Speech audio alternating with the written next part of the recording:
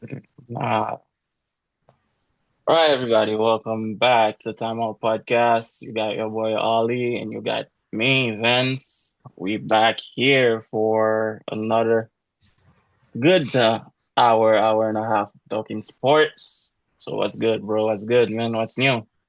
Man, finally had a couple days off this weekend. Was able to get some stuff done. Was able to, link up with one of my good friends. Was able to do my hair for me. So That's it's good. nice and tight right now. Hurts right now, like he said earlier off camera. I look like I practice Islam. So salam alaikum to all those Alaikum who be salam, my brother. practicing. That's how we looking right now, but Yes, sir. all good things, all good things. Yeah, man. So Shout out to Cece, much appreciated. Got me right. that's good, man. That's good.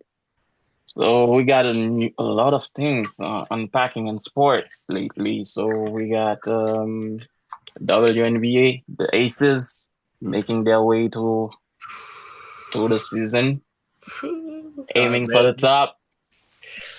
man, if y'all remember earlier in the year, man, it was we were panicking a little bit. I was like, hey, man, I don't Yeah, know if we're gonna make it this year. I and was worried. I was like, yo, we're losing games. We're not consistent. I don't know what's going on. the MVP did what an MVP does. And then we get to that speech from Asia MVP Wilson, and here we are, one win away from going to the finals. 4 times. Put some Four-time respect on MVP, her. by the way. Back-to-back Exactly. MVP, by the way. Put some respects on Back-to-back. with some respect on the name. Okay. When you say Okay. Aja, you say 4 times. Okay. Man. But anyway, I'm But still not. I'm still not trying to jinx anything. I'm still not trying to jinx anything. For those who don't know, the last game was a scary game for the Aces. Despite them being able to pull out the win, Asia Wilson was struggling. I'm talking. She ended the game shooting 6 for 20, which is not good. That means for those who aren't familiar with the sports, you attempt hmm 20 shots and you hmm only make six baskets. 6. So it's like in school, you had 6/20. So Yeah, that's like three three. Yeah, it's like three over 10. Yeah, 3/10. yeah. Six for It's 20, 3/10. Yeah. not good, not Not good good at at all. all. No. Not good at all. Not good at all. And she played. This is somebody who played 38 minutes for the game. He hmm still finished the game with 13 points. It was just a really rough 13 Oh, points. yeah, it But what I was love about because Asia Wilson, and the reason why she's my MVP still, for the naysayers out there who are like, see, that's not an MVP type of performance. It is if you were watching a game and you saw how active she was on the defensive end and you saw how active she was on the glass. She finished the game with 8 boards. 8 boards, was very active again defensively, able to get key deflections, finished the game with a steal, and then she was blocking shots. She had 3 blocks to end the hmm game. And then if you look at her plus minus, which is like, how your impact on the game overall, your impact to the final score, typically saying that playing the way that you play, these are the amount of points that you can contribute to the total essentially when you're out there on the floor. hmm Um, it's a way to calculate productions. It's not the end all be all, but it's a good estimate of how well somebody was playing, even though the stat sheet may say something different. different, yeah. Yeah. Because that their impact on the game overall is not really what it's what you don't see, basically. Yeah, It's what essentially, it's a way to calculate what you don't see, and she was a +7 in terms of plus minus, despite her struggling, which supports the idea that she was affecting the game in other ways, even though she was having a really really rough shooting night. And I can't remember who on her team said the quote, but they were like, I can't remember. It was either Jackie Young or Chelsea Gray. I can't remember who specifically, but they were like, um, her having a bad shooting night shows you that she's a human being. because you guys got to understand, there was a period of time where she was averaging 29 a game for the team. Like when she turned it up at the end of the season towards the MVP race, she was due for a bad game, y'all. So but I also want to give a big shout out to Jackie Young again. When in doubt, when your star is struggling, who do you Jackie need? Young. Who do you call? Jackie Young finished the game with 25 points, shooting 9 for 14, ladies and gentlemen. And she had herself a steal too, 5 rebounds, stuff in the stat sheet. She even got to the line a couple times. And I want to say this correctly. Nalissa Smith also finished the game with 16. Chelsea Gray also finished with 15. And the 25, 16, and 15 people, they were an efficient 25, 16, and 15. While Asia was struggling, her teammates were able to efficiently score and were able So to efficiently affect the game. Even Alyssa Smith defensively was she had 4 blocks that game. essentially, they did what Ava wanted. I mean, Asia wanted them to do all season long. All So season long. step up when I'm down. I need somebody to back me up, and this is why I keep telling people she is MVP because that speech resonated in her teammates' ears, and they stepped up. So that's how you lead a team. That's what qualifies you as a leader, and that's what my boy here has been calling from AJ's boyfriend to do, which has not been doing yet. I'm not So going to speak we'll on him. see this I'm not season. Yeah, we're not gonna get into that. So that's what I'm saying. Like, and this is again, I said that last week, but this is where it differentiates from men's because if it was a men's sport, any type of sport where leader of a team came out and said something like that, it will be qualified as I'm asking for more help.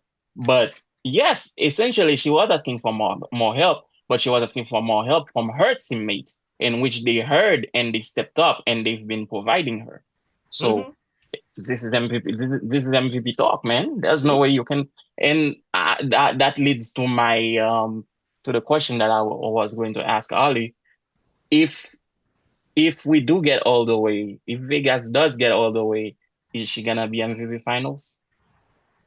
Is she gonna be finals MVP? I mean, I say yes, but it gets a little like because the finals MVP realistically doesn't always go for who's been performing for the whole playoff run. it's more It's who's more been the performing for the series, finals, yeah. for the final series, Which not I the don't think it's totality. fair. I mean, the NBA did something about that. That's where you had your that's where you got the MVP at the end of the conference finals, where they have a Eastern Conference Finals MVP and a Western Conference Finals MVP. Like that, I feel like that's kind of for the whole Series. series, kind of. I But mean, I think it should still be like whoever led their team all the way to the finals and all the way to the gold. That person should. I mean, it does vary sometimes it because, and varies. yeah, It in varies. certain teams you will have a guy play well for a series and be non-existent in another series. But I will say the guy that is the most consistent for the whole series will win the MVP for the like beginning to end. Will be the MVP. That's the way I see it. Mm-hmm. And I also want to shout out too for the Aces. We had great production from Dana Evans too, and a nice efficient 10 points, 5 assists. That like bench player having plus 17 plus minus off the bench. What more can you ask for? Even though Yeah, the I team mean, itself isn't, the roster itself isn't as deep. So when you have Asia struggling, just to see that production from everybody is just is it's good. It's a great sign. And I also want to give a special shout out to the Indiana Fever because I'm gonna be completely honest. To be a team that's in a playoff series, to be in the semifinals, to have a chance of going to the finals with the season you've had as a team, with all the injuries that you've had as a team, hmm to me that's it. I'm gonna call that a successful season because of the adversity they had to go through. I can say that they had no matter what happens, they had a successful season in my eyes because of the adversity they had to overcome to still be in this position. Mm-hmm. As a team that like we're talking about all your key players are hurt, all the players that you rely on and that you're shifting your team's offense towards and your game plan towards, they get hurt. You're losing. They're dropping like flies out there, done for the season type injuries. And for you to be a resilient team with the people that you have, as a Heat fan too, I love that because I'm a Miami Heat fan. That's all we know. So I see that in the Fever, and That makes you happy.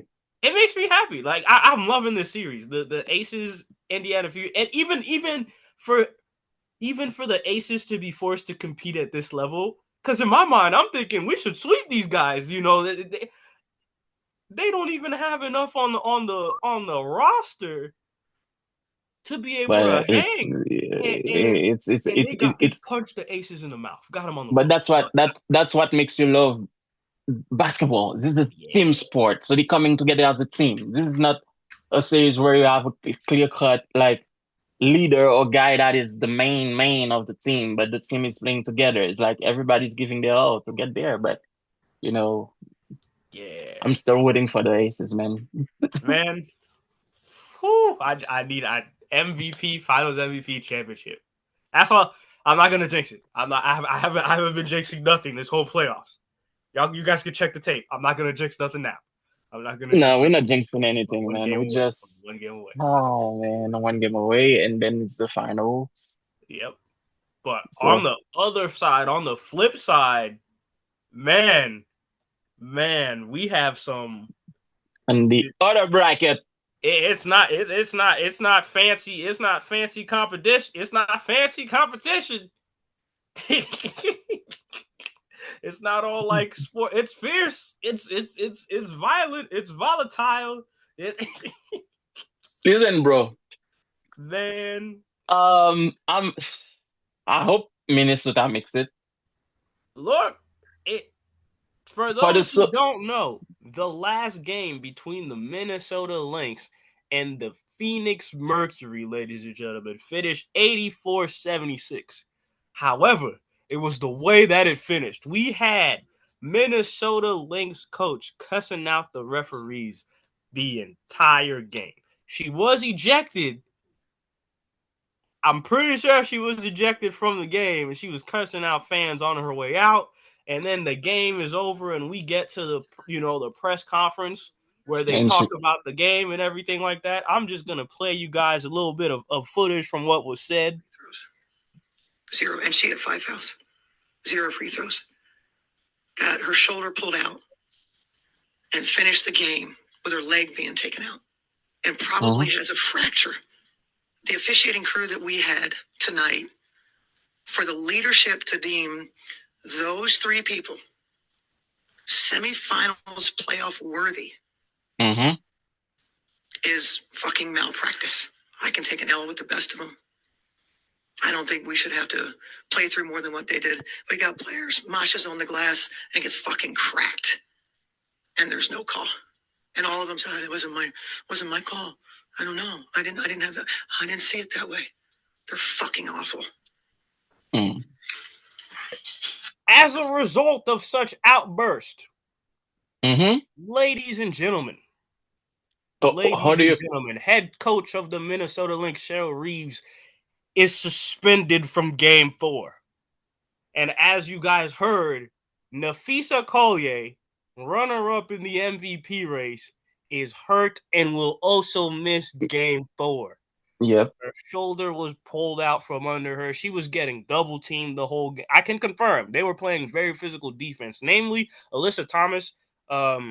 For those who are new to WNBA fans, yes, the game overall is a very physical game, but Alyssa Mhm. Thomas herself is a very hard-nosed physical player. Nicole Her game player. Yeah. is like very grimy. Is like if I was to give her a comparison, um, the physicality that she plays with, I would say like a Carmelo Anthony. Not the bucket getting side of it, people. But the I know defense. there's people who don't like it when you're comparing NBA players. No, I'm like the physical nature of the game is reminiscent of that. Or an even better comparison, I'd say like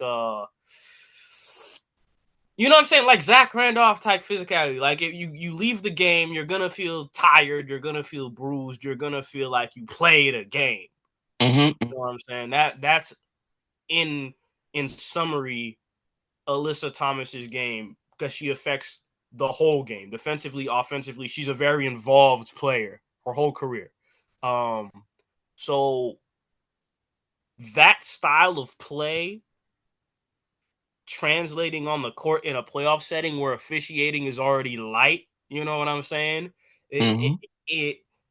It results in very physical games like the ones that we've had all series in this particular series. And I kind of agree with the coach on this point, because Mm-hmm. it is unacceptable for the runner-up in the MVP voting to not get line not one time. And she's the focal point of their offense. Mm-hmm. There's no way the defense is not paying attention to her. And you mean to tell me for the course of an entire game, she wasn't fouled once? So you feel like the rant was justified? 1,000%. Just because of the if you're gonna because on the same side of things too, she Mm-hmm. also said that Napheesa Collier had 5 fouls. So you're seeing Napheesa Collier play physical defense and you're penalizing her for it, but at the same time you're not sending her to the line, and you're not seeing any contact that will result in her needing a free throw attempt for the Mm-hmm. whole game. So you mean to tell me in the span of 37 minutes of watching Napheesa Collier on the court, you saw that she fouled somebody 5 times, but you didn't see her get fouled once, not Once. even enough to send her to the free throw Free line? throw line. Yep. This is but where do we go from there though? Where do we go from there? Well, we go towards elimination because your coach is eliminated and Napheesa's injured. So at this point, it's You like don't think Minnesota can still fight? if I I know they're gonna fight. This isn't a. I don't think that they can still fight. But just to go back on the free throw disparity, because there's a disparity. I'm gonna tell you this right here. So do Mm-hmm. you know? So there's obviously there's Alyssa Thomas. She finished the game a really efficient 21-point performance from her. She had 5 steals that game. She had 5 steals that game. This is what I mean when I say she's involved, because she almost had a triple double with 5 steals. She had Mm-hmm. 21 points, 9 rebounds, 8 assists, and 5 steals. And she went to the free throw line. But you want to know who went to the free throw line like Shea Gilgeous-Alexander? It was Satu Salabi. Satu Salabi went to the line 11 times. She was 11 for 11 from the free throw line. But Napheesa Collier, Napheesa Collier Not once. didn't get a single attempt. I'm with Coach on this one. The rant was valid. Her But being what do I what don't know, man. And now she's suspended for the rant, and it puts them at a it puts them whatchamacallit, and it puts them at a at a disadvantage, disadvantage. Yeah.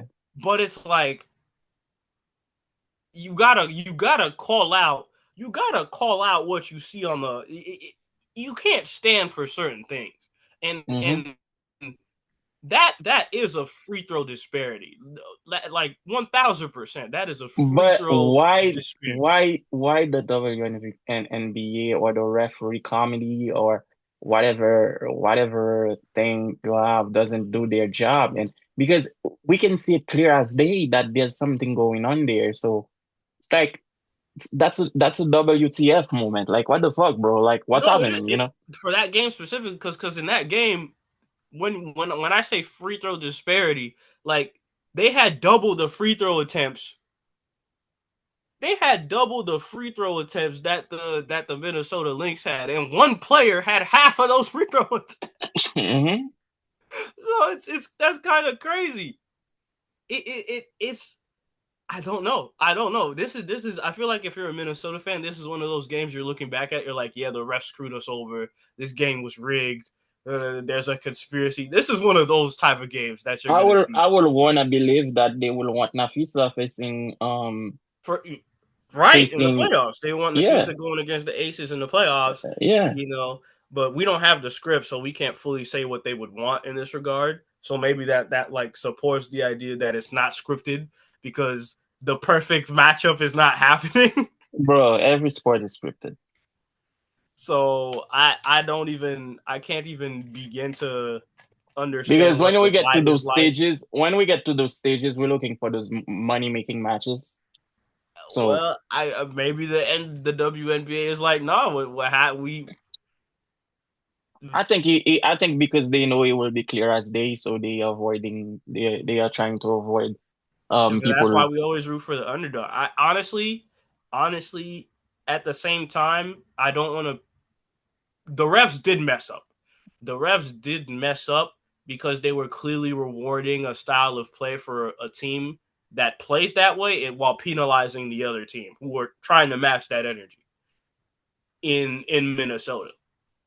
And they weren't allowing Minnesota to match that energy because defensively, Napheesa did kind of struggle throughout the game. But then again, she was playing hurt. She was getting hacked, so it's reflected in the shooting.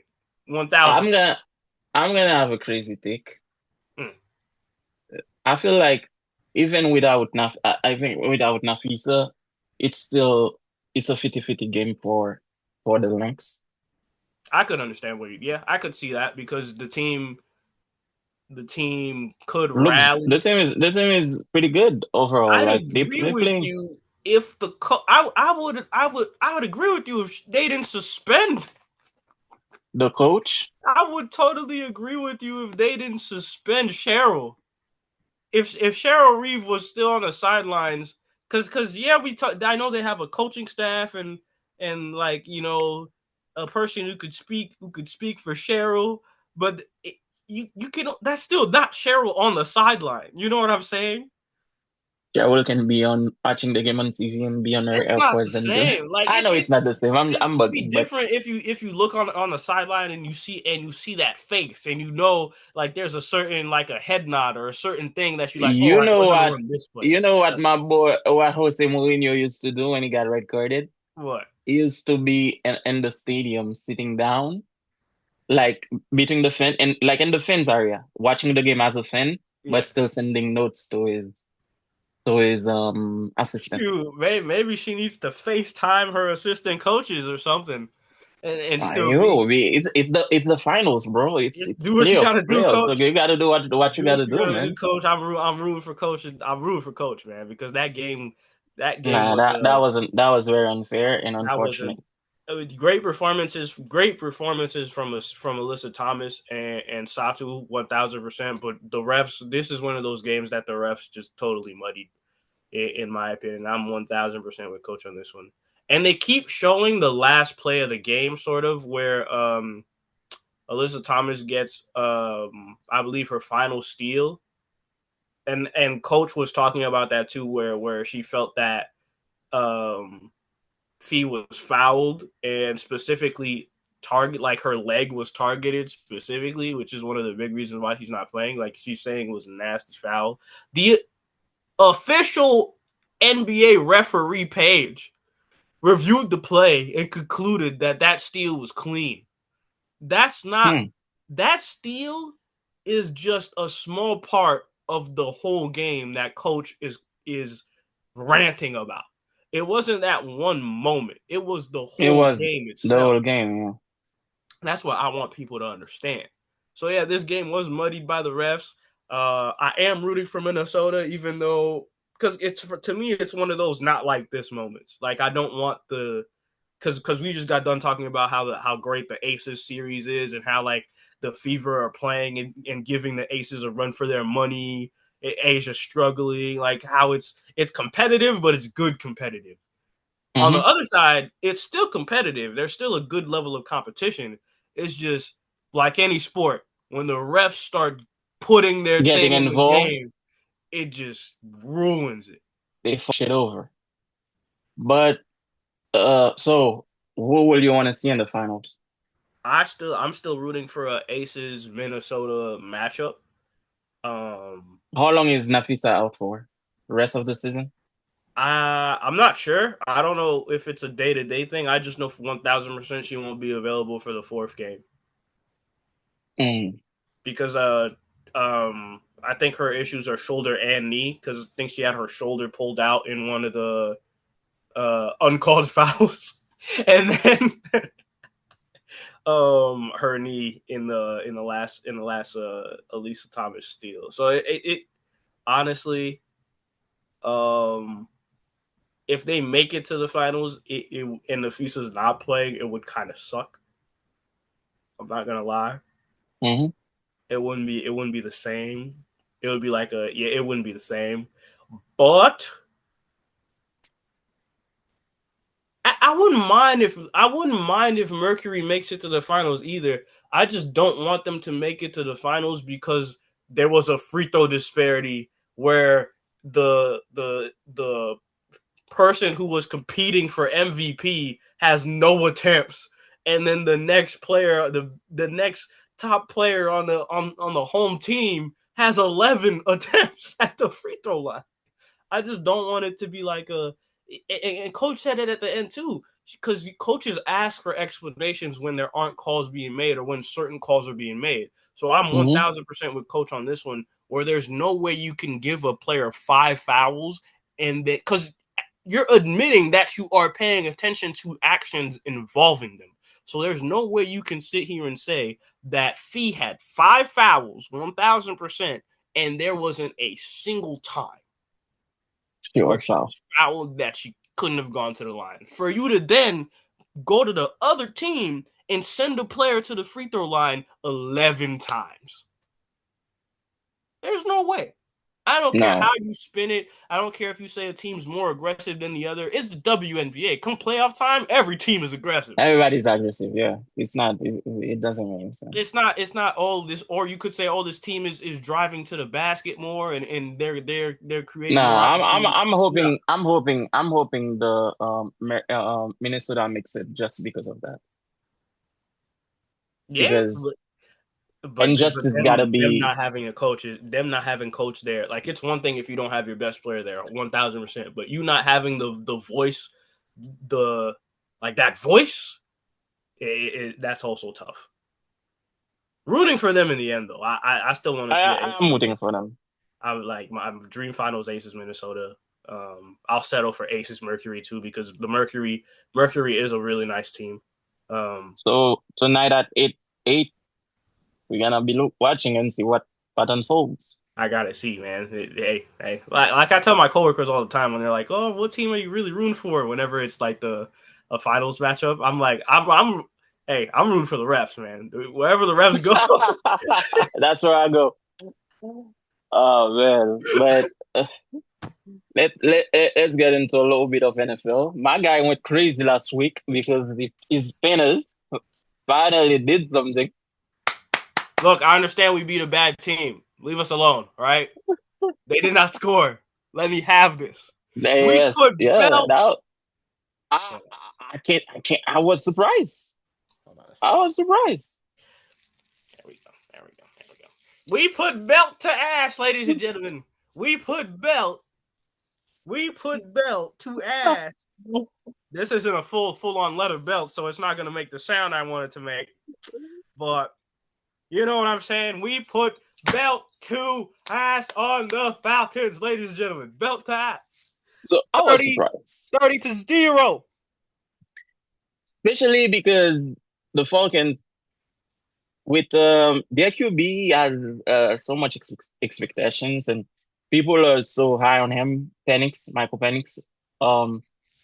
And the Panthers defense just straight up outplayed the kid. Like, showed him that he wasn't ready. But I'm so happy right now. You understand? And I understand people. We suck. We're terrible. Look, but we can say we shut a team out. You can say that. Even and you did lose today, but not Not bad at all. by 0. No, So because and you played you a know pretty decent team. I can tell you this Enough. too.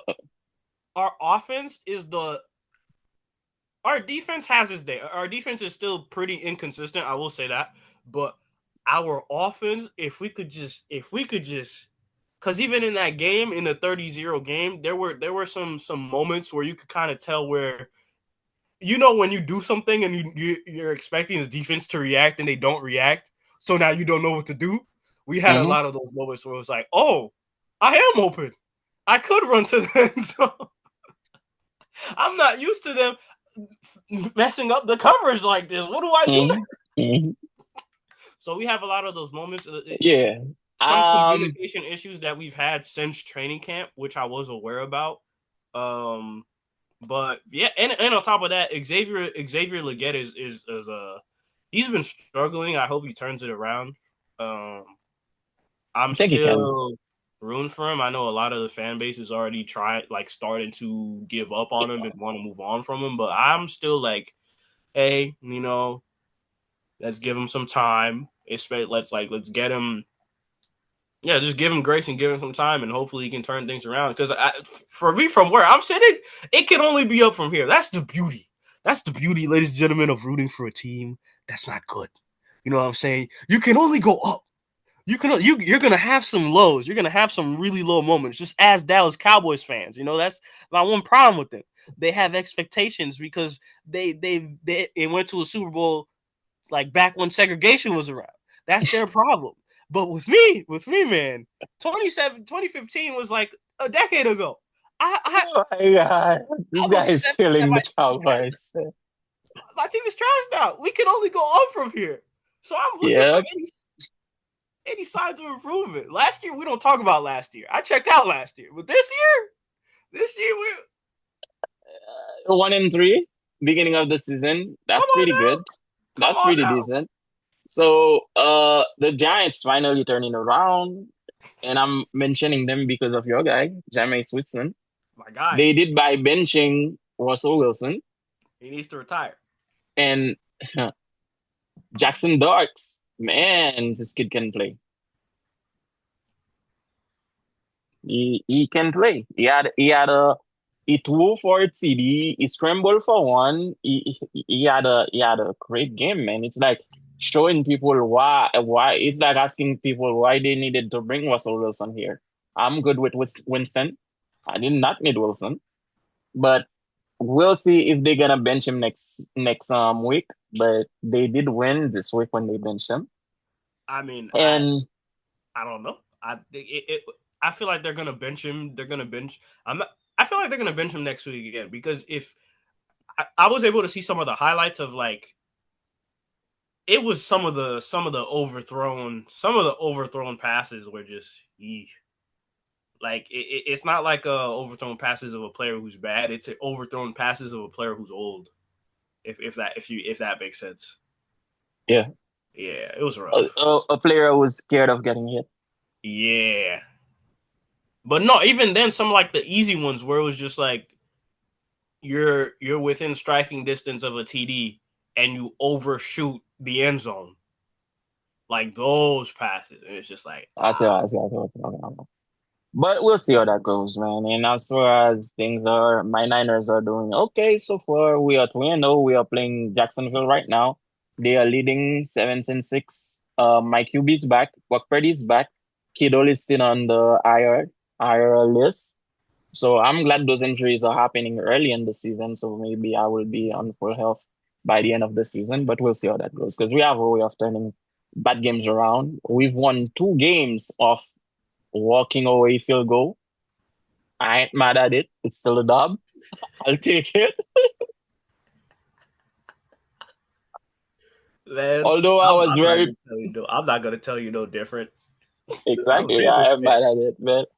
So this is what I have for the NFL so far. So now let's get into the nitty-gritty of stuff. Let's get into soccer. Where do you want to start first? Do you want to talk about it? Let's leave it for last. Because Oh, I think everybody, the reaction everybody's expecting me to have, it's not the reaction that I'm gonna have. So let's leave it for last. Let's talk about the Ballon d'Or instead, because I have a rent for the Ballon d'Or, man. How Melchie Dumornay is 18 on that list? I full transparency. I don't watch enough of the women's game consistently enough to know the disparity between the winner and 18 and Okay, 17 other women being better than her. So I again, so because me I personally, only seeing her, which is my bias for my country and people representing my country, only seeing her play, she was dominant, man. okay. I'm gonna tell you exactly what happened. And this is what I think actually thinking back at it, I have to kind of recant a previous statement that I made in past episodes when I said that the Ballon d'Or was biased against Vinicius because Vinicius of the way Vinicius look. So I think this is the same thing that happened with Melchi, not about looks now. Now I'm talking about soccer 100%. I think the reason why she fell down so low was because of the national team she plays for. When you look at the Ballon d'Or, and I'm going back to the whole Rodri and Vini situation, Rodri has been dominant for City, and he has well, I'm talking about the Ballon d'Or year.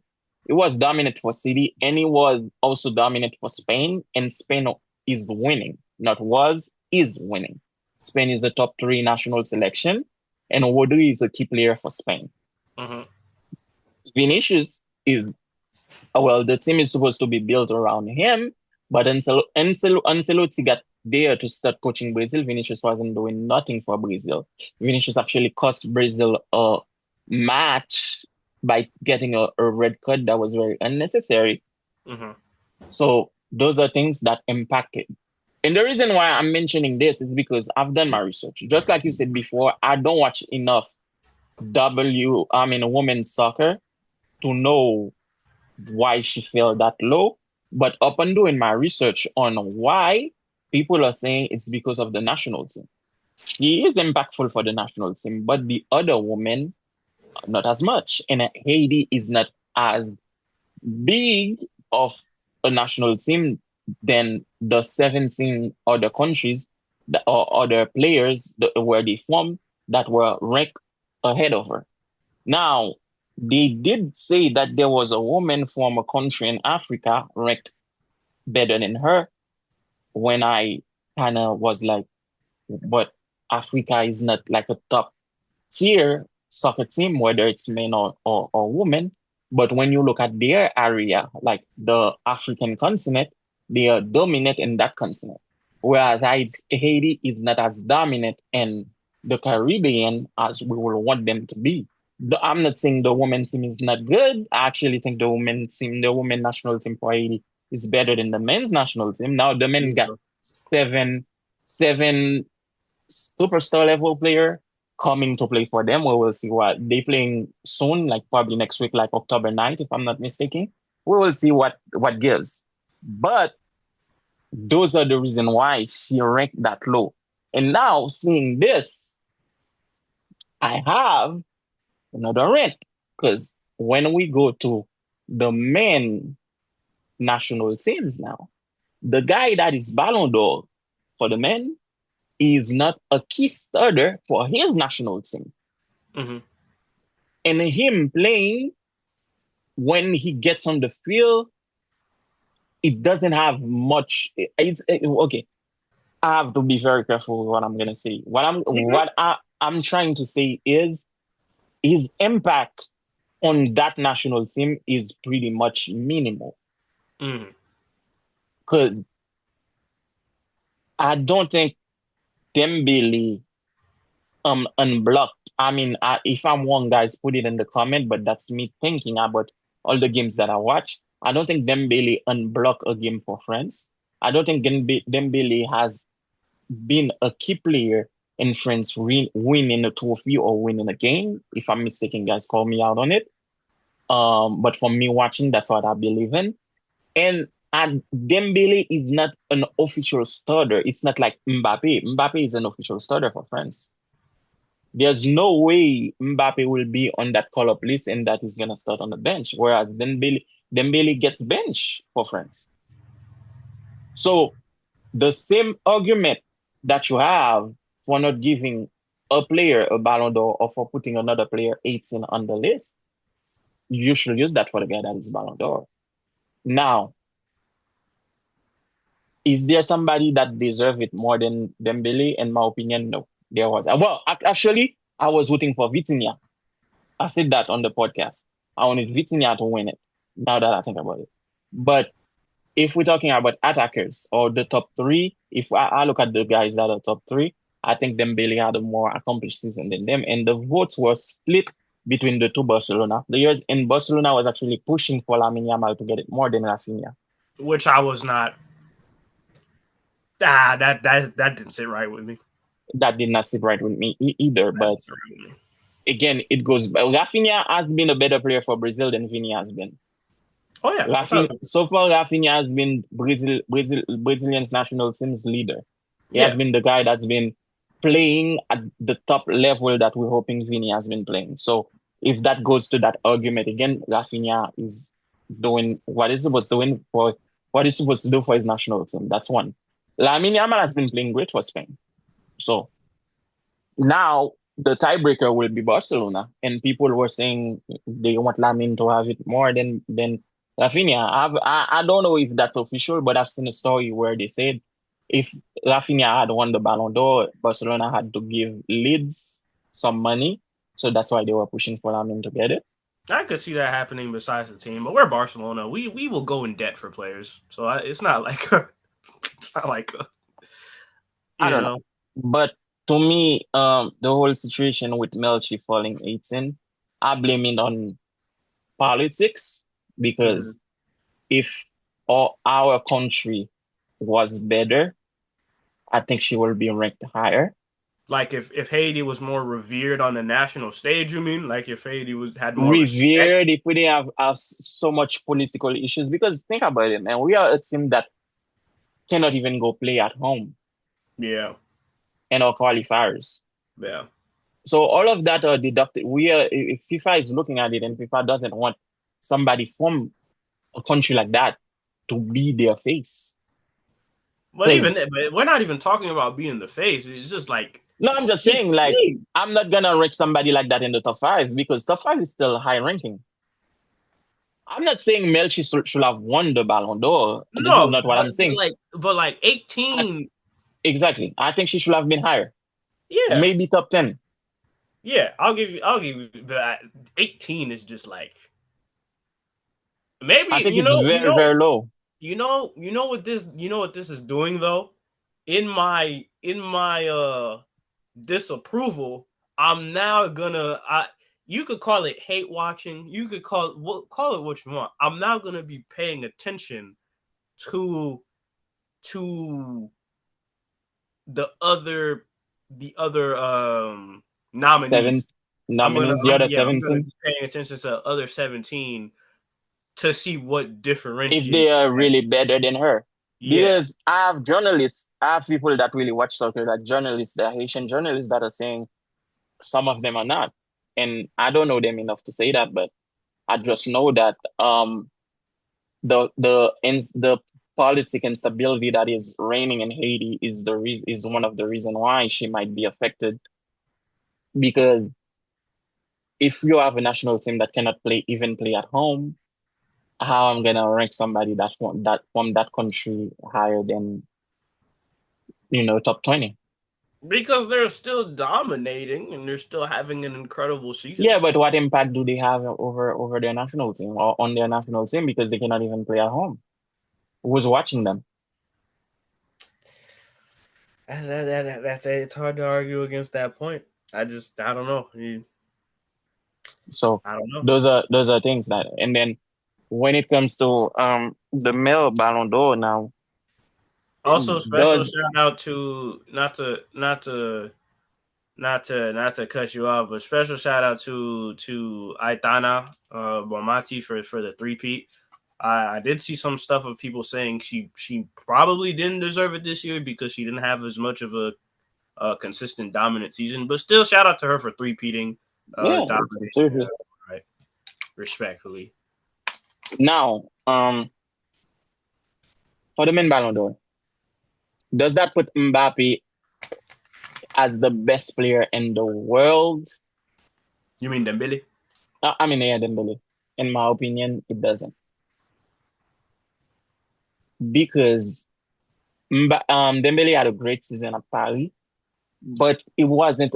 It's not like Dembélé was the clear-cut dominant player from that PSG team. Mm-hmm. You see what I mean? It's not Mm-hmm. like when Messi or Cristiano were winning those awards, and you knew then, like, man, this guy has 100 goals for the season. Man, he has X amount of assists. Man, he has X amount of undefeated game that he was impactful on. Like, they were dominant. It's not like when Ronaldinho was winning his and he had the season where nobody else could tell him nothing. You see, so it's like Dembele was there, and I feel like if they had given it to Bradley Baracula, or they had given it to Cavicella, or they had given it even Desiree Doué, although he's a kid, I feel like everybody would have been like, yeah, okay, yeah, they were impactful. Because there's nothing that sets the difference between Dembele and those other guys that I mentioned. Because the numbers are close. You see what I mean? It's not like there's something that happened in game or in a game, or that differentiate and showed that, oh, Dembele was actually the guy that gave us that game. If they had given it to Hakimi, everybody would have been content with it. Because PSG, we had that debate conversation. Yeah, PSG doesn't have a clear-cut superstar. Would you argue that they do now, though? I can't argue that. Because I had a second question for you. I had a second question for you then, because you said something very interesting in saying that when you were talking about his status on the French national team. My question to that would also be, because we got to remember now, Dembélé is like one of these wonder kids. Like he was one of these prodigies when he was younger. He was before, but like his stint at Barcelona and all the injuries, it was actually a setback. Yeah, that was a setback, and props to him for fighting to that and getting out of it. But I feel like they still see him as that injury-prone player that at any moment that we cannot build a team around. Because if you look at PSG is not built around Dembélé. PSG is built that if Dembélé get injured, we can still go and move forward. Which is what you want on your team. Ideally, that's what you want on the team. To not be reliant on one person. But in a team, you still want a superstar. True. And I'm gonna one or two superstars. And when I get to that part that you wanted to talk about, this is something that we're gonna have to discuss. But Dembélé, and I feel like this is the first Ballon d'Or that we have, and both teams that he plays for, if he's there, it's fine. He's here. That's great. If he's not there, oh well, we're gonna play without him. And we're gonna still win games.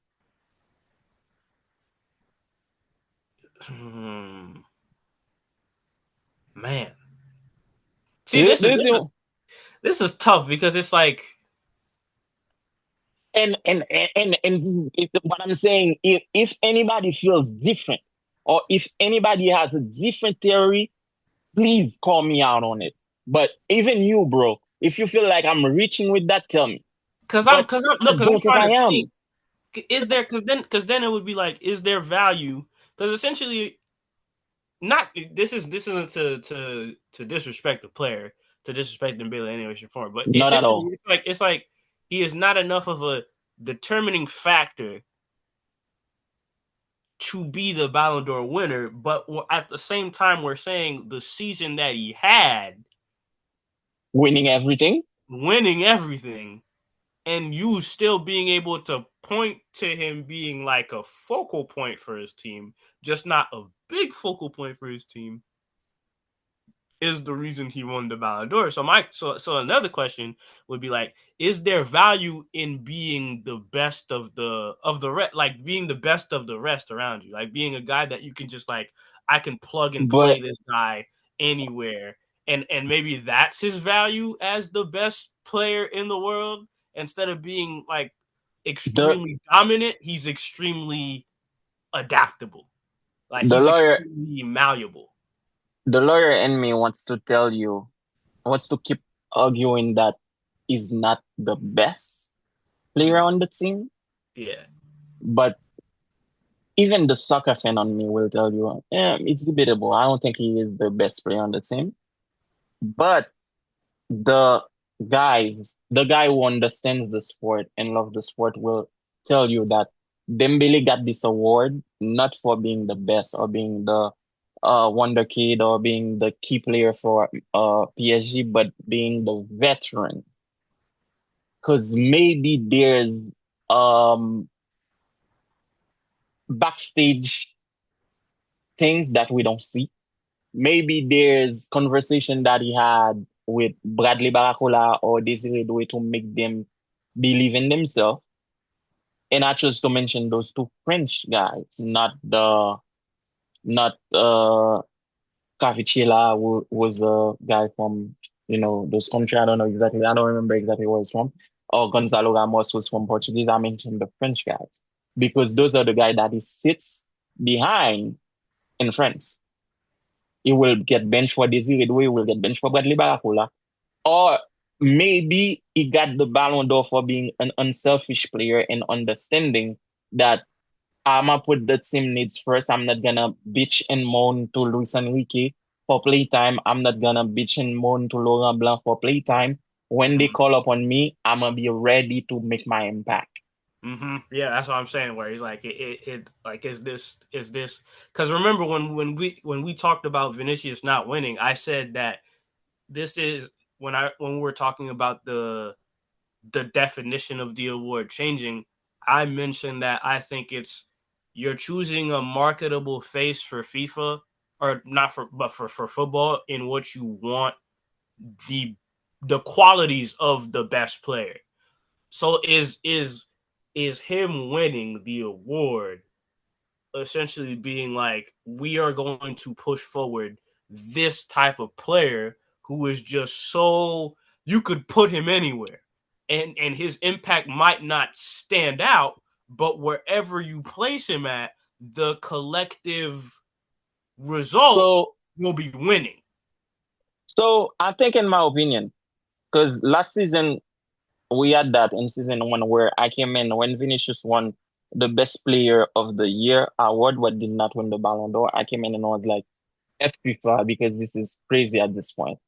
But I think we should differentiate now. Let's differentiate the Ballon d'Or and have another award called the MVP, the most valuable player. Because if we feel like, because I feel like right now we are at an era where we don't have those Ballon d'Or level players, like the guys that used to. When I studied watching football in 2003, like I mean, when I really studied to understand what football, what soccer was, and studied watching it with a different eye, still through fan lenses, but enjoying the sport. Because I was 3 years old watching Brazil winning a World Cup. I saw my mom being happy, so I was happy too. But I did not really understood what was happening because I was 3 years old, Just like my little sister in 2002 when Brazil was winning, she was running around with me, yelling, but we really did not understood the nitty gritty of what there was to win, because I remember every day I would wake up and look for Brazil matches. I did not really understand that Brazil played at a certain space and there were clubs playing. I did not study to watch clubs until 2003 when Real Madrid was Los Galacticos, and that's when I became a Real Madrid fan. Mm-hmm. So from there, from the 2003 up to last year, which was 2024, every Ballon d'Or, every guy, I can still, again, the lawyer in me can still argue a couple of Ballon d'Or that other player have that belongs to other player that will be the lawyer and defending me. But every Ballon d'Or winner from 2003 up until 2024, they had a season that can speak for them. Nobody, even Cannavaro, that has the Ballon d'Or that belongs to Ronaldinho in my eyes, Cannavaro has the stats to prove that I deserve that Ballon d'Or. You remember? I don't know. That was 2006. So you were 7 years old. You probably don't remember it. But that bicycle kick to save that goal, they had a Pepsi commercial about it. When you went down that field and did a bicycle kick because the ball was going in the goal. I think it was a shot from David Beckham, if I'm not mistaken. And he ran down, but everybody saw the goal. And he ran and bicycle kick to get rid of the goal. That's like Ballon d'Or stat defensive player of the year. Ballon d'Or. I cannot do that if I was an Italy fan, right? But I'm a Brazilian fan, and Ronaldinho had a killer season. So to me, that was Ronaldinho's Ballon d'Or. But the fact that Brazil got whooped by France, so they had given to him, rightfully so, and Italy went to be champion. So they gave it to a defender. In my eyes, I'm like, he still has stats to show that. But when you take Rodri, you take Dembélé, besides I don't know the word in English, so behavior. Besides behavior on and off the field, besides being a good soldier for their team, please show me stats that clear cut them from the other guys that comes after them. So at this point, are we looking at purely individual stats, like individual, like assists, goals, that like? Ollie, that's what qualified player for the Ballon d'Or. When Messi and Ronaldinho were going head to head, what stopped them? What about him winning What about him winning? What about him winning everything at PSG? How many goals he scored? I couldn't tell. We're talking about. I'm not talking about individual because you just said no. You said numbers. I agree with you. All the seasons Messi and Cristiano were going head to head. The year Messi won, Barcelona had won everything. The year Cristiano won, Real Madrid had won everything. But now, why did they give it to Suarez and Benzema, right? Because Ronaldo set himself apart, Messi set himself apart. Yeah, fair. That's the way I feel about it. But now, when you take Manchester City and give a guy from Manchester City, whereas he only won the EPL, Vinicius won the Champions League. Right? But you said Rodri, because Rodri is straight as an arrow. Spain is doing this. It's doing that. What are the stats for Rodri? Rodri is a defensive midfielder. So obviously he doesn't have the goal that Vinicius has. He's not a playmaker, so he doesn't have the assists that Vinicius has. Besides being a good soldier for City and a good City for Spain, what else had Rodri done? So then follow-up question to play devil's advocate. If he's not in a position to be the same playmaker or goal scorer, then it becomes a conversation of what do we value? Are we going to value somebody who's more offensive, or are we going to reward somebody who's more defensive and less of a playmaker or less of an offensive threat compared to a Vinicius? Now I'm going to compare Rodri from the only defensive player that I know won the Ballon d'Or, which is Fabio Cannavaro. Fabio Cannavaro did not have the goals, he did not have the assists, but he was a defensive presence, and he was a defender for Real Madrid and Juventus. Fabio Cannavaro in that World Cup that Italy won, him and Gennaro Gattuso were the soldiers. Like the triangle, Paolo Maldini, Gennaro Gattuso, and Fabio Cannavaro, those guys were defense, like they were like cinder blocks. They were like they parked the bus. Like it was difficult to score against Italy with those guys. So why didn't give it to Maldini? Maldini maybe did not have a good season with Milan. Why didn't give it to Gattuso? He was still playing with Milan. Cannavaro was playing for Real Madrid, which was fighting with Barcelona. They were top of their tables. And Italy won to win the World Cup. And that save that Cannavaro did probably set him apart. Now, even though I don't agree with a defensive player being Ballon d'Or, because everybody that knows me knows how I feel about that. I think the Ballon d'Or should be more offensive because to win games, you need to score goals. Mm-hmm. Okay, this is not a basketball type of stuff where I agree an MVP in basketball can be defensive minded because you need to stop the other player from scoring. But at the same time, the same guy that is defensive, that is playing defense in basketball, gotta play offense too. Mm-hmm. In soccer, I can just be standing in the back and making good tackle and like preventing goals. I don't have to go up there and put the ball in the net because there are players for that, right? Mm-hmm. So in soccer, for me, to win games, you need a guy that is offensive minded and be scoring goals. So I don't agree with a defensive player winning it, but I can understand why they give it to Fabio Cannavaro because he was a World Cup here. His team won the World Cup. He was impactful in his team winning the World Cup. Nobody else in Italy had that impact with their clubs because they were playing for Italian clubs. He was playing for Real Madrid, which was a top team at the time. So the other guy, who was Ronaldinho, his La Seleção didn't do shit because we lost bad to France, Mm-hmm. right? Although he had a killer season with Barcelona, Cannavaro set himself apart because he had a playmaking in a match where Italy could have been eliminated, and he did his part to prevent that from happening. Ballon d'Or to Cannavaro, I don't really agree with it, but I understand it. Okay. Now, when it comes to Wardley, Mm-hmm. I don't understand it. When it comes to Dembele, I told you I only understand it if they went by maturity level, behavior level, being a good team soldier. He's not even the captain of the team, but probably putting his knowledge into those young kids to go make them win. Maybe there's some behind the field things that I don't see. Mm-hmm. So it's not like I don't agree with Dembele being Ballon d'Or. I just don't understand it Okay. because okay, it's not that even I don't understand it. No, it's just more like I feel like this is one Ballon d'Or that anybody would have won it and everybody would have been happy. Anybody in PSG, mind you, because if it was Barcelona, they would have been rats. Yes. But anybody if they had given it to the only player, probably if they had given it to people would have been like, what the fuck would have been Gonzalo Ramos because he starts on the bench. He's not really a starter. But had they given it to Clavicella, oh yeah, Clavicella.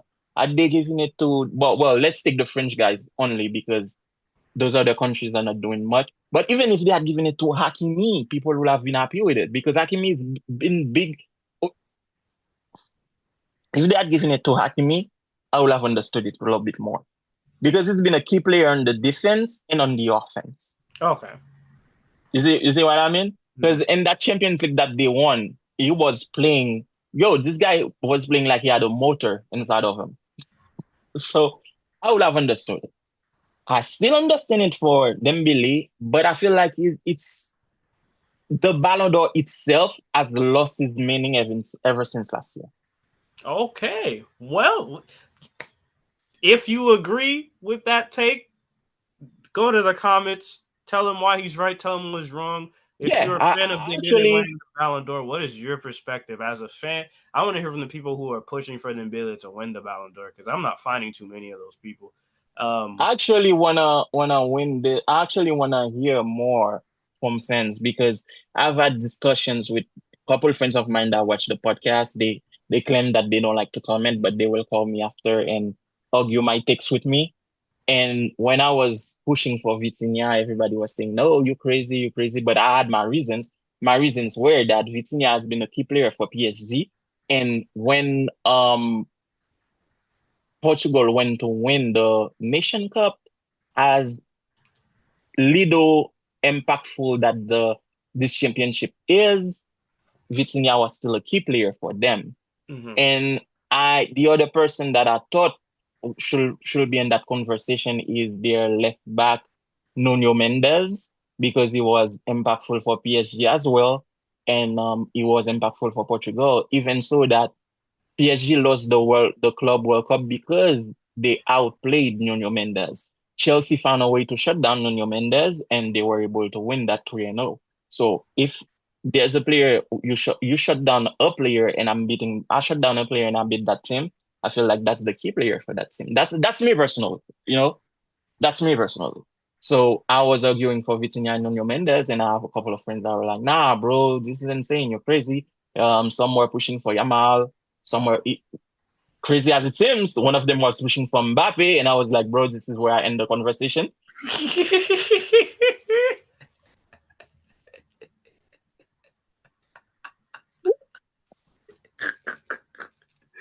This man is an Mbappe hater to the core, man. And this is where we're going to enter the murder. All right, ladies and gentlemen, the belt is back because There was a murder. massacre. There was a massacre. There was a murder in that Madrid. happened in the capital of Spain yesterday. In the capital of Spain, a derby was held. Not In a derby, but an execution. It was a derby. It was a derby. In execution. That wasn't just an irregular derby. It was an execution, ladies and gentlemen. An execution. By a team that I can argue is not better than us. But they played better than us. And they beat us 5-2. The team that I choose in FIFA, whatever we play, because if I'm not picking Barcelona, I'm picking Atlético Madrid. We should play later, man. But anyways, 5-2. I have a few takes. First of all, I gotta tell you people, I am ecstatic. I am happy. He's crazy. I'm enjoying that loss. I'm so proud of that loss. Like, yo, I was so happy that my wife had to tell me, bro, aren't you a Real Madrid fan? It's like I was an Atlético fan. Every goal, every action, I was like, yes, Atlético. The sole reason being, I wanted Xabi Alonso to lose. Ever since the season started, and they've been treating Vinicius Jr. the way they've been treating him. Well, not they, the way Xabi Alonso has been treating him. I've been rooting for Xabi Alonso to lose because Xabi. Okay, my Creole is gonna come out because some things you need to let out. You need to let it out in Creole. Hey. Xabi Alonso va jamais plus gros jet que Vinicius. Xabi Alonso va faire ça Vinicius fait. Pour Xabi Alonso a osé mettre Vinicius Junior sous banc. Who is Xabi Alonso? What has Xabi Alonso done besides playing for Real Madrid for a couple of years? I'm not, and I can name at least 5 guys off the top of my head right now that were better central defensive midfielder than Xabi Alonso. I'm not knocking down on what Xabi Alonso has did. He was a good player, but Xabi Alonso was never a player in the caliber of Vinicius Junior. So that's highly disrespectful for Xabi Alonso to have the nerve and the balls to put Vinicius Junior on the bench. So much that, and that league, in that Champions League game that he put Vini on the bench, the president of the team, and I'm quoting a journal called, not Marca. Usually I get my news from Marca, but that one is, it's a French one called L'Equipe or something like that. That came and said, Florentino Perez said he was surprised to see Vinicius Junior on the bench. So, and then you claim that was your switch. Oh, Rodrigo cannot play with Vinicius Junior and Mbappe, so I'm going to have to choose them. Les bateaux ap coulé, who cares who mette? You had Rodrigo on the field, Vini on the field, Mbappe on the field. I apologize to my God-praying mother and, well, my God-praying auntie. Urele took Loayo, who mette sou terrain pou vin goumen wou. And then what do you expect was going to happen? I was happy. Another rant. You started, this is the thing that when I'm watching games with NG, sometimes a player will do some stupid stuff and she's like, oh, remove him. And I'm like, nah, if you remove him right now, you're going to fuck up with his mental. Odaguler, wonderful player. Had a superb goal on a pass by Vini Jr. where he took 2 defenders and superb goal. He made not only dumb, but involuntary mistake on the penalty action because he was trying to get rid of the ball. And was it Solot? I don't think it was Solot, but the Atlético Madrid's player was smart enough to bring his head in there because you know that's a automatic penalty, right? Couple minutes later, you remove the kid that was playing the best football for you on the field. After a mistake like that, you remove him. If next week Odaguler comes and plays like shit, I cannot blame Odaguler Because because his he bench had is messed up. exactly. Because Ali, let me tell you this: have you ever been at a job where you are performing? Everybody's telling you, you're doing great, you're doing great. You have that confidence, and then lack of concentration, you made one stupid mistake, and everybody's raining on you. Mm-hmm. Doesn't that make you question every decision you're gonna make forward? Mm-hmm. Mm-hmm. Mm-hmm. Come on, man. You are a coach. Like you're supposed to be thinking better than I am because I'm not a coach. I didn't go to school to coach. But everybody's looking. When you remove Adakule, I was like, oh, Monsieur Retiga Adakule na matcha. That's one. Two, you started a derby with Jude Bellingham that was out for most of the summer. He's coming back from an injury that has not even played 30 minutes in a game yet. That is not in football form. You studied a derby with him? Really, bro? Throw him into the fire. See what he does. No, come on, man. Not on a derby. You can do that when you're playing Mallorca. You can do that when you're playing a team that just got up. But in a derby? Maybe Kubo Amare, Retire Bellingham gets Monte Rodrigo. You're playing with all your soldiers now. Now they can play together, right? Bro, come! I was enjoying this, man. I was happy. I was happy. Like I cannot wait for that Champions League. You know, Vinicius last week he played Vinicius for the full game. When Vinicius saw him do the 5 substitution and he didn't remove him, Vinicius started laughing at him. You know, you see how bad the locker room is. A player doesn't even respect a coach because the coach is so fucked up in the head, like trying to please one guy. So And what? So where do you go from here? where you go from here?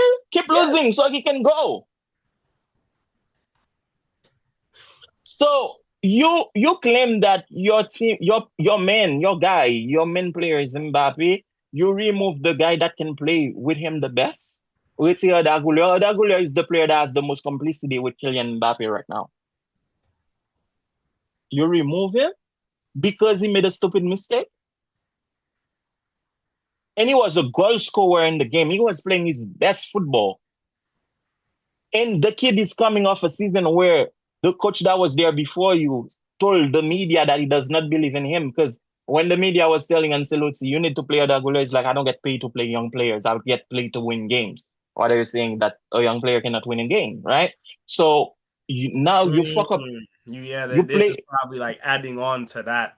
Exactly, bro. Exactly. So that kid is sitting down right now thinking, man, the coach used to believe in me and now I fucked up my chance. Man, I don't think he's going to believe in me anymore. I don't think he's going to, this is what's going on in his head. Mm-hmm. He's a kid. He's like 21, 22. So Ancelotti got out. Not Ancelotti. Xabi Alonso got out, coach, because Atletico was like a well-oiled machine. Everybody was playing their part. But then Everybody. Griezmann. I heard Griezmann. He was having a Substituted and had a drought. goal. He was having a drought coming into Yes. the derby, and the And he drought got in, goal. Nail on the coffin. Simeone's kid was playing like his father, reminding people of the old Argentina Simeone. Koke was having a drought. Koke was playing like he forgot how to play soccer. Yesterday he was playing like a top midfielder. Julian Alvarez played like Messi. It's like, yeah, I'm the heir to the throne now. I'm here. 2 goals, one free kick, and a goal. Solot, yo, 2 goals we took. Header goal that we took. You know why we took those goals? Because the central defenders they don't play enough together. So when you know how a soccer team gotta move together, they have to play enough together. So when you, for example, we have been doing timeout so much that if I see a subject, I already know how your take is gonna be on it, right? Mm-hmm. So this is the complicity that they gotta have. Mhm. If one moves left, the other know, okay, I'm gonna move this way to cover him. Mhm. But they have not been playing long enough. And the same thing happened. The kid that Ancelotti like, the one they say is the next Sergio Ramos, Asensio. When he got the reign to Real Madrid, he stopped playing Asensio. He stopped playing him, barely giving the kid minutes. So the kid lost confidence. Mhm. And then as soon as Militao went down, and Eder Militao is injured again, people, for all the Brazilian fans, what else is new? As soon as Eder went down, it was Asensio in. So you're putting two players that are supposed to be defending and helping you in the midfield or in the backfield that have not been playing enough games. You throw them together. This is the time where I would have been okay if it went Rudiger, because Rudiger is a veteran. Mhm. You see what I mean? But now you have two kids. You have Den Hudson and you have Asensio, who are two guys that don't have enough stock and on defense. Like, they have not really earned enough stripes. You put them together, and now on free kicks, Solot is a tall guy. He's just moving in and putting goals. Header. He put on header, and there was another guy that gave a header. Like, it's like, yo, and I'm watching him on the sidelines, and I'm laughing. I'm like, yo, this dude is really out coach. He doesn't even know what he's doing right now. Doesn't even know what he's doing. And for all the Niners fans out there, we're getting hope 26-14 by Jacksonville. Hey, there's still hope. Um, There's still hope. There's still hope. There's still hope. There's still hope. it's 2 minutes. We just got a touchdown on a punt return. See? No, they scored a touchdown on a punt return. Oh, wow. It's done, man. It's okay. I expected to lose one of those games. I expected them because there's some adjustment that I needed. We needed to lose a game for the coach to look at certain things. But Real Madrid yesterday, man, I was happy. You were happy. I was happy. I was You were really, happy. really More happy, happy bro. than when they win. You were happy. Because you know what I was hoping? Hmm. I was like, because Atletico was not really in form. No. So when I saw Atletico playing us, I'm like, okay, we might win this just like we've been winning those little games with on facing teams that have no stock options. So I Mm-hmm. was hoping, because we're playing Barcelona soon. Mm-hmm. I was hoping that it does some dumb shit and keep Vinicius on the bench and Barcelona give us a manita again. 5-0. That's what I was hoping. But now that we got the hope by Atletico, I'm telling you, man, I cannot wait for the next game because I need to see what this guy is gonna cook. Is it gonna keep putting Vinicius on the bench? Is he gonna keep studying? Well, Bellingham gotta get informed, but you cannot just throw him to play 60, 70 minutes in a game, bro. He has to start playing like 30, 35, 40, Mm-hmm. 45, and then you put him back in game shape because he had a major injury. A major injury. We talk about this on the podcast, how injury fuck up your mental. Mm-hmm. So you need to ease the guy into it. You don't start the guy on the dirty. Hey, hey, hey.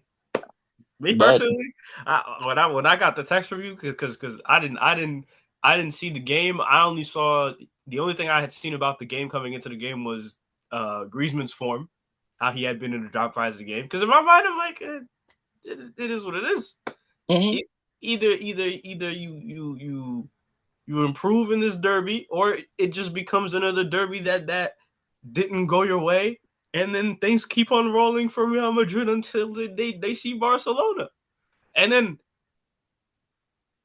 5 goals. I started watching the game. I was like, I didn't watch the beginning. I started watching the game when Real was because when I woke up. It was a 10 a.m. game, so I've been working 12, 13 hour shift like all week. On Wednesday, I started working at 8 a.m. I left my office because I was in office. I left my office at 11 p.m. So my hours have been really crazy. So on Saturday, I was like, fuck this, I'm asleep. Although I did work yesterday. So when I woke up, it was like 10, 10:30, almost 11. So I went to the bathroom to wash my face and stuff, and I look on ESPN, and I saw Atlético was winning 1-0, and I was like, oh, interesting, okay. And then I went to make my tea and do everything I do in the morning, and then I opened the TV, and then I saw that they were 2-1, and no, they were 1-1, and then Vinicius got the assist, and I was like, oh, Vinny's balling today. And then first half happened. So I'm like, okay, no, they scored again. So they went to the break 2-2. So I was like, oh, okay, maybe the second half will be this competitive. Bro, when they returned, I was like, damn, bro, I'm enjoying this. I'm enjoying the out coaching. I'm enjoying everything that's happening. Wow, man. Well, I don't want people to misunderstand what I'm saying. I'm not calling for Xabi Alonso to get fired. I'm calling for Xabi Alonso to have a come to Jesus moment to understand that there are players that you don't fuck with, because you need to understand the talent that you have. Vinicius Jr. is not a player that's gonna. Yes, is Vinicius Jr. in form right now? No, he's not in form. I will be the biggest liar if I tell you Vinicius is playing at Vinicius's level. Since last season, he has not been in form, and that has to do with Real Madrid bringing in Kylian Mbappe and removing Vinicius senior status there. So, but Vinicius is one of the players that will get back in form if you give him playtime. The more you study him on the bench, the more you're doing this and you're doing that, he's not going to believe in himself. And there was one game that he put Vinicius in. Vinicius showed him straight up that he's going to do the bare minimum. And next game, he started with Vinicius and let him play the full game. That's when Vinicius started laughing at him. So you can see clearly, like, if there's a lack of respect, if the player doesn't respect the coach, this is not gonna end up well. This is really not gonna end up well, and this is what we are facing right now. So I think Xabi Alonso needs to know what he's doing, and he needs to start listening to the Real Madrid board. He needs to start looking at what caliber of player he has in his hand, and he needs to stop putting trying to put a drift between Vinicius and Rodrigo, because now you're putting Vinicius in competition with Rodrigo. I love Rodrigo, I respect Rodrigo, but Rodrigo is not the same caliber of player as Vinicius Jr., man. Vinicius is a better player than Rodrigo. He is a better player than Rodrigo. So what are we doing, man?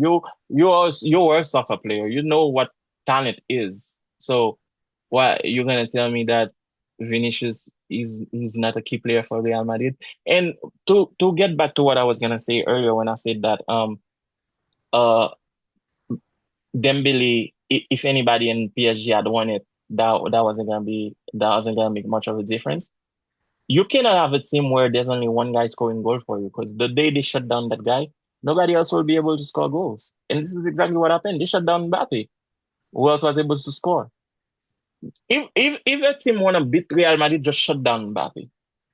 Because everybody else is lost. Because they keep telling him they have to work for Mbappe. Meanwhile, when Cristiano was there, this wasn't the case. If you shut down Cristiano, Bell will score. Benzema will score.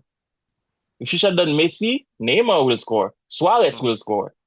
But now everybody else, they make it known for them that Mbappe is Messi in Real Madrid, so they have to work and adore him. I'm stopping it here, folks. The Mbappe haters coming out of him. I'm stopping it here. Come on, man. All right. Okay. Yeah, but this is where we're gonna end it, bro. Because Chawel, until you. So it's like Haiti telling people like in Azok Medikip or Nazon telling them select Medikip. Oh my! Come on, what are we doing?